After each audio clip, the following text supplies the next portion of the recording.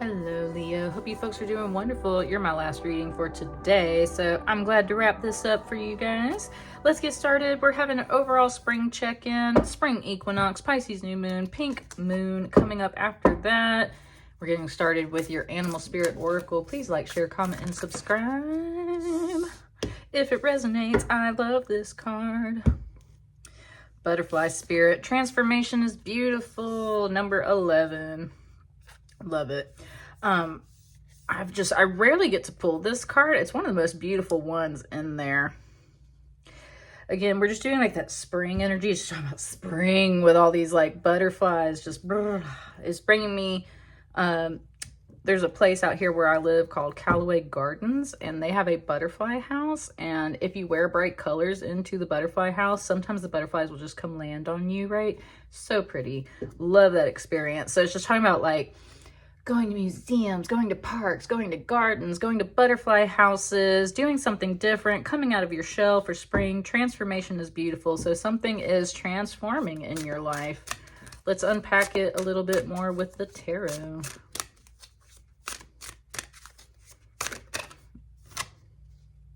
But it said it's you. You're transforming with this Ace of Wands. Well, like we knew that, right?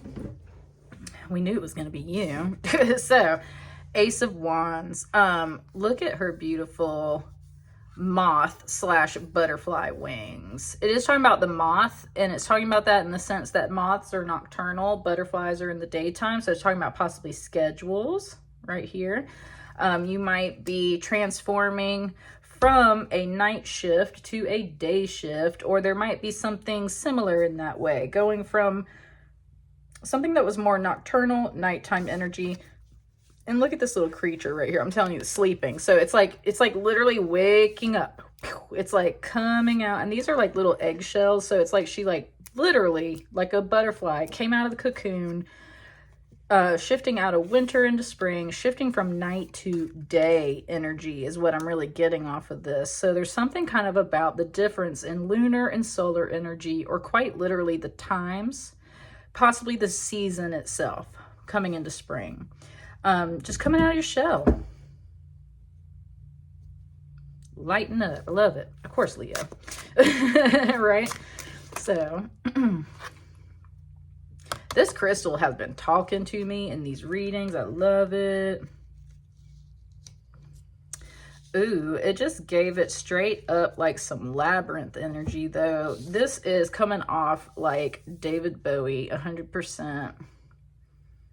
Little Goblin King. However, can we talk about this adorable little lion fairy up here for you, Leo? Oh my gosh.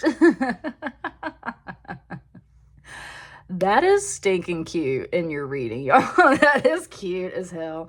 So, I was going to say, got this little lion fairy up here. This might be you, or this might be your guide. So, I was going to say, this is either you, or this is someone else. Look, he's literally dropping these seeds, and there's like a little smoke bomb. Almost like how Batman has little smoke bombs, or like a magician goes, right? And like a little rabbit pops out of a hat.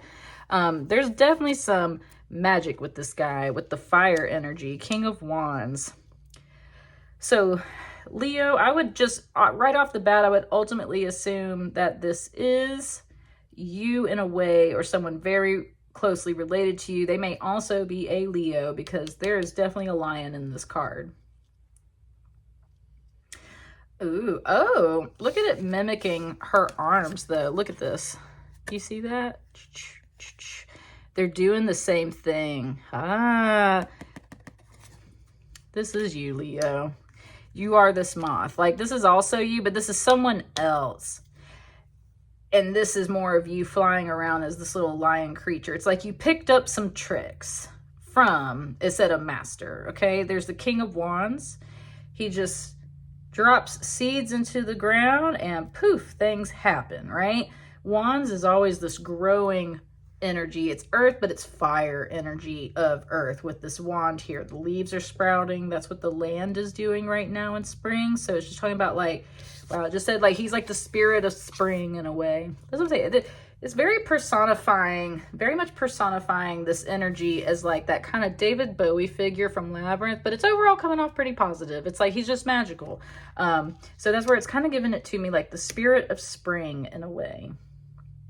And you're mimicking that here with the same arm, doing the same gesture, but you're not letting seeds out of your hand. It's like you're emitting light in a way. That's where you're transforming. Wow. Woo. All right. So like I'm a professor, and one of our textbooks, it was just talking about how you don't copy your heroes, but you think like them. Just meaning that we talk about artistic appropriation and how like you don't want to fully steal someone's work and the way that they do things. You want to steal the way that they think when they are creating that work, because that's what leads you to make your own. And that's what this kind of is. It's like you stole enough, just this arm gesture, kind of gave it to me like how Spider-Man does. It's like you stole some kind of arm gesture. You appropriated something from someone that you saw, someone in your like network or circle, someone who is overall very magical and a manifester, just makes things grow and it just happens, right? And you're like, I need some of that for myself. And you figured out how to do it in a way. And it said, but more importantly, Leo, you figured out how to do it in a way that wasn't stealing somebody's stuff, stealing their magic, being exactly like them. Because again, going back to that David Bowie figure, he's kind of negative in the movie at the end of the day, right? He kidnapped a baby and kidnapped a girl. It's like kind of predatory and like all that stuff. And that's where it's like, we're not taking any of that, if that reference applies to this person. That's where, again, we were talking about how this energy is mostly coming off positive. There's a little bit of questions there. It's just like, we're not taking some of that other energy, but this person has a way of making these things grow and just happen. We're taking some of that. And so it's like you mimic that, but more importantly, you have transformed it into your own ability. It's talking about fair use laws. It's talking about fair use laws, okay? Fair use in a way. That's where we get to this tower. Something has to end for something to begin. But this is also a question. It's talking about laws, right? It's talking about all those things. And that's where it's like, is it fair use? With this tower card and that kind of conversation, I don't know. It said, so be careful, right? See, okay, here it goes. Because this guy is like a David Bowie figure. He's a trickster, right? He can be a trickster is what it's saying. He can be a trickster. And it's like, did you pick up on that? Is one thing it's asking about this Ace of Wands, and maybe you didn't. And that's where this tower might come in. There's this shadow figure back here with fairy wings. There's someone else falling out of this tower. There's snakes coming out. There's a phoenix over here. There's owls. Like, there's this fairy with the wings in particular is bringing me back to her wings. And that's where I'm telling you, as much as there's a positive here, it's like you might be in some kind of copyright or lawsuit or fair use sort of situation. You might not necessarily be going to court, but there's somebody here, I think, ultimately noticing and accusing you later on of stealing what they do. They're a trickster. They might seem good on the surface. I think this is starting to come out. It's like you might seem good on the surface, and that's what you first picked up on, because Leo, you're really ambitious. So you were like, yeah, that guy right there, he knows what he's doing, right? You stole some of that, I think, in a fair way, honestly, because of everything that was said before. But I think they noticed it, and they're a bit of a trickster. They're a bit of that Goblin King energy. And this is like the Goblin Kingdom over here with this Tower card. You stole something from them. I think they're about to steal something from you. And that's where this Tower card comes. It's like suddenly you wake up and realize that maybe this person isn't as genuine and kind and nice and magical as you first thought. Maybe they're actually really conniving. And as much as you've been paying attention to them, they've been paying attention to you, and something's about to go down. That's what I'm getting, Leo. I know I definitely need another card here. I want to see this too. there's going to be a beautiful transformation that comes out of this. We already see that with your oracle card, so we know it's going to happen, but it feels like things might get complicated before.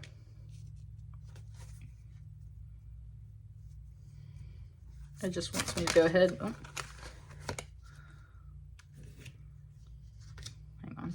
Boom, boom, boom. And what's that there? What's that there? What's that there?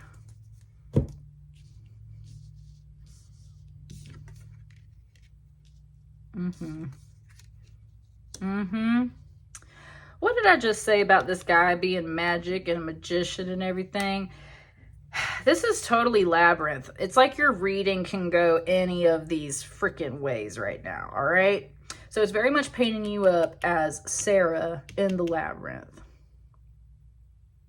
It's painting this little Leo up and all these other little creatures like he's the Goblin King, like he stole your baby, your friends, your something, right?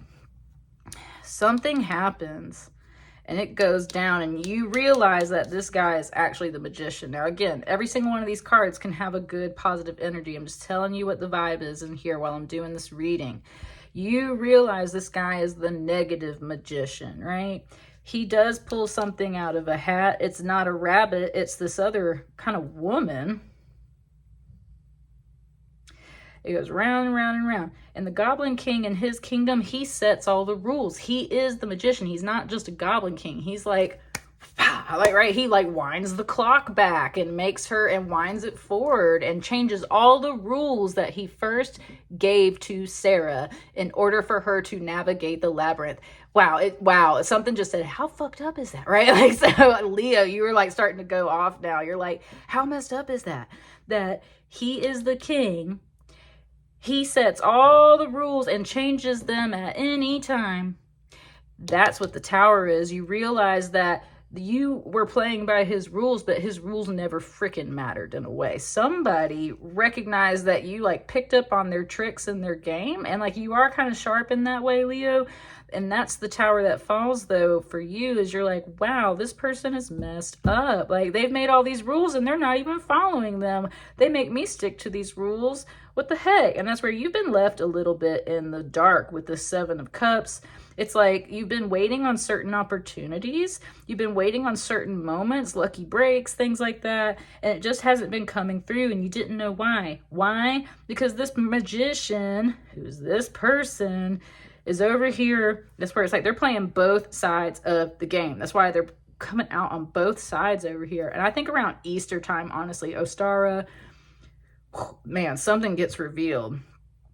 And it said, this ain't the Easter Bunny, okay? And that's where it's like, this is not the Easter Bunny. But around that time, somebody gets revealed. And it is just, you thought there was opportunity in this. That's why you were so focused on picking up these tricks of the trade or whatever. You thought there was opportunity here. And this person has been rigging the game ever since the beginning. And you just didn't see it at first. Wow, Leo, it's talking about how upset you are with yourself that you could not see through this person before. You were literally hovering around in their circle and you were a supporter and you thought everything was like really great. You really did. And you thought there was opportunity here. But this has just proven to be something else. Now, with that being said, I think you block this person ultimately. I don't think it's just about social media. I think that you just I think you come to an immediate decision. I don't think there's anything here. Like, this is like an angel. These are eyes up here. This is like literally like a biblical angel. I think your angels are here to tell you that you should just block this person, that you should just don't even overthink this, is really what this Two of Swords is saying today. It's like you've already seen enough over here with these two major arcana. Please don't believe that this person is who they paint themselves up to be. And it's okay to be wrong before and see the truth later and change your mind. But your angels are very much saying you should block this energy from your life. You learn, whoa, y'all, Leo, your guide is here. It said, you You learned what you came to learn from this person. You've gained the lessons that you needed to gain from this person.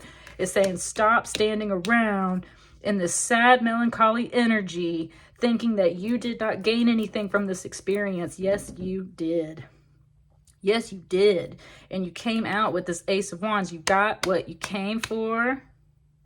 That's what that person said. That's what they're trying to like say, some accusatory things, but your guides are saying, no, listen, like you got what you needed to get out of whatever this life lesson is. You've already gotten what you need to get. There's no reason to stay around and overthink and like rent your heart and your head over it. It was made very clear. Whoa, it just wrapped it up with that labyrinth. She says her whole dialogue at the end, right? As we're at the end, she says, you have no power over me. She was left in so much confusion and everything. Honey, you don't even need this card anymore. These are major arcana. This is a king and a court card. It's all made to look like a really big power that you cannot stand up against. And it sounds a little accusatory sometimes, Leo. Your real angels are freaking here. It said in disguise. Your real angels are here in disguise, kind of as this minor arcana card. And they're just here to remind you, like, you've already gained what you need from this experience. So don't stick around. You've already got the power, and the whole trick is recognizing that these energies, this person, this situation does not have power over you. You have the power to walk away, and it might make you sad, I think. I do think this is the final card here, the Seven of Cups. I think it does make you sad, but it was already making you sad before, right? And maybe that's where you yourself shift up into this Magician and kind of undermine this Tower card. And that's where it's like, we're literally, Leo, okay, wow, it just went boop, boop, boop. It went like this, because it was like, recognize who this person really is. Remember your power. You were already here in this energy, so we might as well get out of here. This is the way out of the labyrinth. This is the way out of the maze. Recognizing this moment that this person sets all the rules, and therefore in this weird like manifestation magician way, it just said, so you can make your own rules too. And your own rules too, and your rule is that you're going to leave. That in itself steps you up into this magician energy. Surprise, you are the person in the hat. You are the person who's going to set off this whole chain of events and get out of the labyrinth, baby. You're going to wake up is basically what it says. You already have your power. You're going to get out of the labyrinth. Listen to your angels. Whew, what a message, Leela. I said Leela. That was my cat that passed away. She was my familiar. I don't know if she was actually a Leo, but that was crazy that just happened. I'm so sorry. That's wild, Leo. This message definitely for you. Your angels are here, okay? This is all going to get revealed. You will become this magician in the good way, and you're going to get out of the maze, out of the labyrinth. I will see you guys on the next batch of readings. Please like, share, comment, and subscribe. Thank you.